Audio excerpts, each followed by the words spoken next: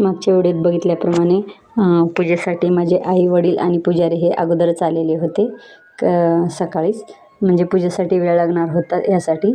तर त्यांनी येऊन अगोदर पूजा वगैरे काहीतरी 2-3 तास चालले वाटतं ते करून घेतले. आणि आई ते आल्याच्या नंतर ना 2 सवासणीला वगैरे बोलवलं होतं त्यांनी इकडे, म्हणजे ओटी वगैरे भरण्यासाठी. तर इथं सांगितल्याप्रमाणे आम्ही पूजा वगैरे करून ओटी वगैरे भरली. नंतरनं जे ह्या साड्या वगैरे नारळ वगैरे आहे ते मुलीच्या सोटीला, म्हणजे मुलीला साडी नेसवायची असते, मुलीच्या सोटीला नारळ द्यायचं असतं हे असं त्यांनी सांगितलं. आणि त्यातले एक नारळ त्यांनी माझ्या ओटीला दिलं. नंतरनं वगैरे हे साड्या तुम्ही जाते वेळेस नेसवा असं सांगितलं.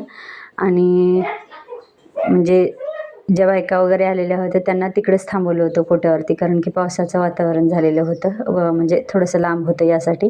तर त्या बायका वगैरे तिकडेच थांबल्या. आणि जेवणाचं बी वगैरे सगळे तिकडंच होणार, म्हणजे जेवणं खाणे वगैरे सगळे तिकडेच करायचं होतं. तर त्यामुळं त्यांना तिथंच थांबवलं. इथे आम्ही दोघींनीच येऊन हे सर्व काही करून घेतलं.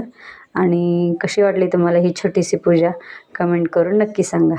आवडली का? आवडली असेल म्हणजे पूर्ण व्हिडिओ आवडला असेल तर लाईक करा, शेअर करा, कमेंट करा आणि सबस्क्राईब करा.